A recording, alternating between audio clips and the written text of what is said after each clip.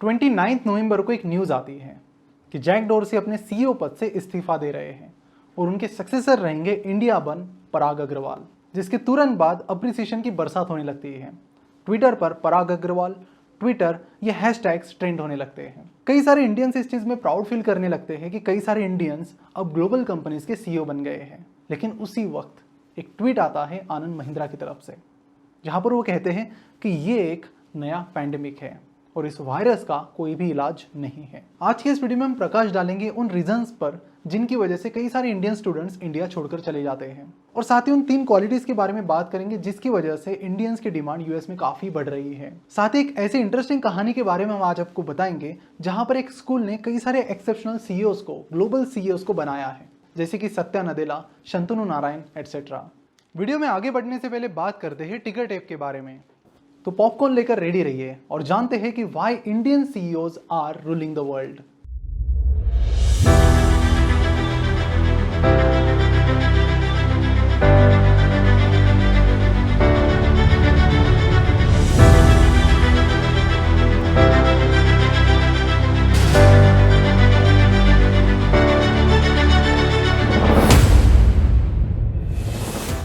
शुरुआत में बात करते हैं कि ग्लोबल कंपनीज के जो भी इंडिया वन सीईओज हैं उनमें कॉमन क्या है।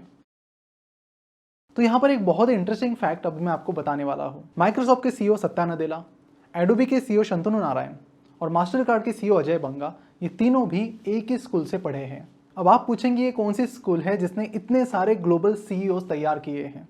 तो इस स्कूल का नाम है हैदराबाद पब्लिक स्कूल, जो कि हैदराबाद के बेगमपेट में है। अब आप सोचेंगे कि शायद हम भी वहां पे पढ़े होते, लेकिन इस वीडियो के बाद मुझे लगता है कि वहाँ पर एडमिशन के लिए कतारें और भी लंबी होने वाली है और कई सारे लोग आप में से भी सोचेंगे कि क्यों ना हमारे बच्चों को वहाँ पर ही डालें। एडमिशन की कतार में जुड़ने से पहले जानते हैं स्कूल की इस खास बात के बारे में। इस स्कूल में फोकस किया जाता है एक्स्ट्रा करिकुलर एक्टिविटीज़ पर। साथ ही जो भी बच्चे वहाँ पर एडमिशन लेते हैं उन्हें मोटिवेट किया जाता है कि जो भी उनके इंटरेस्ट की चीज़ें हैं उन्हें वो परस्यू करें, ना कि सिर्फ मार्क्स के पीछे दौड़े और जो सब्जेक्ट दिए गए हैं, अकेडमिक्स दिए गए हैं, उनके पीछे भागते रहें। और इसे एक रिवोल्यूशनरी चेंज की वजह से यहाँ से कई सारे लोग आगे चलकर सक्सेसफुल बने हैं, और इतने सक्सेसफुल कि वो आज पूरी दुनिया को कॉन्कर कर रहे हैं। अगर हम सिंपली सत्या नदेला की बात करें तो ये ग्राफ उनके परफॉर्मेंस के बारे में सब कुछ बयां कर देता है। इस ग्राफ में आप देखते हो तो 2014 में वो माइक्रोसॉफ्ट के सीईओ बने और वहां से कंपनी की पोजीशन क्या कुछ हुई है, क्या कुछ ग्रोथ हुई है, ये ग्राफ सब कुछ आपको बयां कर देता है। इन सारे इंडिया बन सीईओज में एक चीज और कॉमन है, वो है लॉन्जिटिविटी।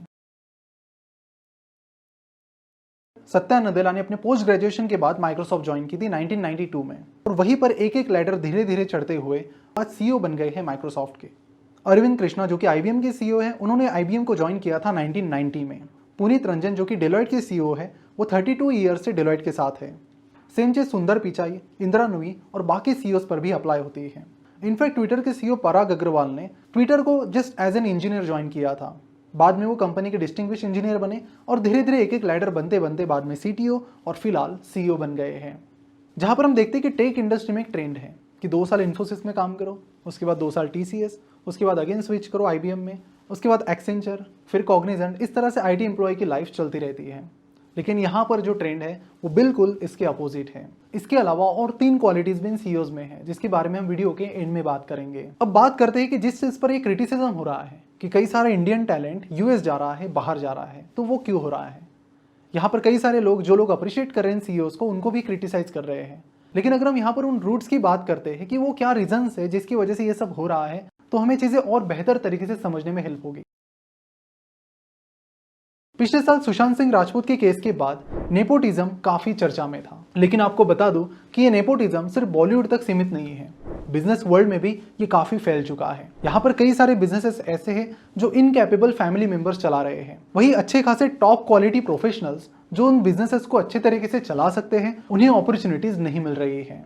अगर आज हम इंडिया के कुछ टॉप बिजनेस ग्रुप्स की बात करते हैं, जैसे कि अदानी ग्रुप, अंबानी ग्रुप, तो वो मेनली फैमिली रन बिजनेसेस हैं। हालांकि फैमिली रन बिजनेसेस में कोई प्रॉब्लम नहीं है, लेकिन अगर हम आज के इस वीडियो के पॉइंट की बात करते हैं कि अगर हम इंडिया के अच्छे टैलेंट को इंडिया में रोकना चाहते हैं, तो हमें इस चीज पर फोकस करना पड़ेगा कि ज्यादा से ज्यादा कंपनीज प्रोफेशनली मैनेज्ड कंपनीज होनी चाहिए, जहां पर टॉप प्रोफेशनल्स उन कंपनीज को मैनेज करते हैं।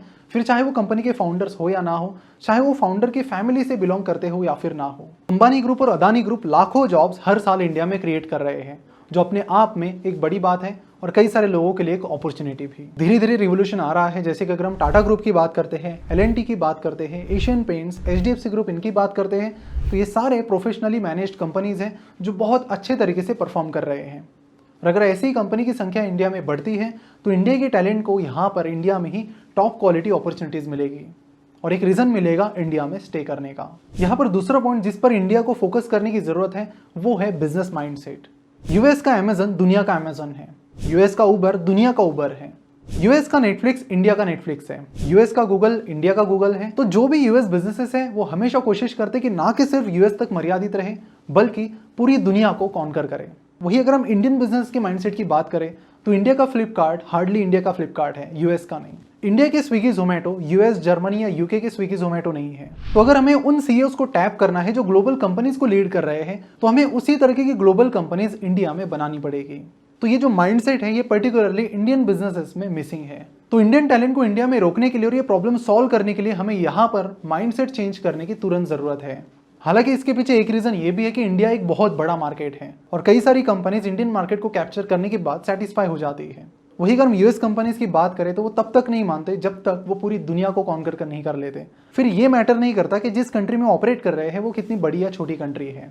अगर हम और एक रूट कॉज की बात करें जिसकी वजह से कई सारा टैलेंट बाहर जा रहा है तो वो है इंडिया का एजुकेशन सिस्टम।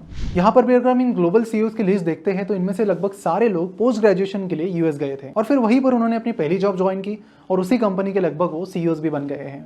सो अगर बेगमपेट की हैदराबाद पब्लिक स्कूल चेंज ला सकती है तो बाकी स्कूल्स भी चेंज ला सकती है, बाकी कॉलेजेस भी चेंज ला सकते हैं। तो यहाँ पर इंडिया को जरूरत है अपने एजुकेशन सिस्टम को सुधारने की। ऐसा नहीं कि यूएस का एजुकेशन सिस्टम बहुत अच्छा है, यूएस में उसे भी बहुत क्रिटिसाइज किया जाता है और क्रिटिसाइज करके करके उसे डेवलप करने की कोशिश की जाती है। यही चीज इंडिया में भी होनी चाहिए। इंडिया में लाखों इंजीनियर हर साल बनते हैं लेकिन उनमें से ज्यादातर इंजीनियर सिर्फ नाम के लिए होते हैं। यहाँ पर अभी भी वही चीजें सिखाई जा रही है जिनकी रिक्वायरमेंट 30-40 साल पहले थी। आज जिसकी रिक्वायरमेंट है उसके बारे में ना कोई एजुकेशन सिस्टम बात कर रही है ना कोई उसे सिखा रहा है और इसीलिए अब कई सारे लोग सिर्फ डिग्रीज के पीछे भागने की बजाय प्रैक्टिकल नॉलेज ले रहे हैं। कोई अपग्रेड न्यूटन स्कूल या स्टोआ स्कूल से सीधे डायरेक्टली कोर्सेज कर रहा है ताकि उन्हें प्रैक्टिकल नॉलेज मिले, जो कि हमारी फॉर्मल एजुकेशन सिस्टम से कंप्लीटली मिसिंग है। साल 2000 में इंडिया से 66,713 स्टूडेंट्स बाहर गए थे पढ़ने के लिए। ये नंबर 2016 तक 3 लाख तक चला गया और 2020 तक ये 5 लाख के भी ऊपर चला गया है और ये बढ़ता हुआ ट्रेंड एक क्लियर सिग्नल है सभी के लिए। वीडियो में आगे बढ़ने से पहले बात करते हैं टिकट ऐप के बारे में। यहाँ पर आप देख सकते हो कि साल 2012 में एनडीटीवी का रेवेन्यू 506 करोड़ था और उसके बाद रेवेन्यू बढ़ने के बजाय कम होता चला गया और फाइनेंशियल ईयर 2021 तक वो 407 करोड़ पर आ गया। यानी पिछले 8-9 सालों में कंपनी की जो ग्रोथ है वो निगेटिव है। वही कंपनी के नेट प्रॉफिट की बात करें तो वो भी यहाँ पर बहुत ज़्यादा इनकंसिस्टेंट है। सिर्फ कुछ ही सालों में यहाँ पर कंपनी ने प्रॉफिट कमाया है और अगर आप उन सालों को गौर से देखते हो तो आपको पता चलेगा कि जिन जिन सालों में कंपनी को अच्छा खासा प्रॉफिट हुआ है उन सालों में कंपनी का अदर इनकम बढ़ गया था, इसीलिए कंपनी को ज़्यादा प्रॉफिट हुआ था। तो फाइनेंशियल एंगल से यहाँ पर कंपनी के फंडामेंटल्स कुछ खास नज़र नहीं आ रहे हैं और ये चीज़ लोगों को भी अच्छे से पता थी। 3 क्वालिटीज़ है जो हर एक कंपनी अपनी टॉप मैनेजमेंट में चाहती है: इंटेलिजेंस, एनर्जी और इंटीग्रिटी। और ये जो भी ग्लोबल कंपनीज के इंडियन सीईओज हैं, लॉन्जिटिविटी के अलावा उनके पास ये तीनों भी क्वालिटीज़ हैं। वो इंटेलिजेंट भी है, उनके पास एनर्जी भी है और उनके पास इंटीग्रिटी है, वो हम्बल भी है। तो कंक्लूजन में मैं यही कहूँगा कि जो एनर्जी फिलहाल हम क्रिटिसिज्म में डाल रहे हैं उसी एनर्जी को हम डाइवर्ट करके इन चीज़ों को चेंज करने में लगाए तो India is full of opportunities. ऐसे ही न्यूज़ से अपडेट रहने के लिए हमने रिसेंटली एक ऐप लॉन्च किया है जो कि फिलहाल बीटा वर्जन में है और उसकी डेवलपमेंट भी चल रही है। यह ऐप आपको पूरी तरह से अपडेट रखेगा स्टॉक मार्केट और बिजनेसेस से। जो भी न्यूज़ तुरंत मार्केट में हिट हो जाती है आपको इस ऐप में मिल जाएगी, वो भी शॉर्ट फॉर्मेट में। तो नीचे डिस्क्रिप्शन में दी गई लिंक पर क्लिक करके आप चेकआउट कीजिए। काफ़ी सारे इंटरेस्टिंग फीचर्स अगले हफ्ते आने वाले हैं। तो सी यू देन।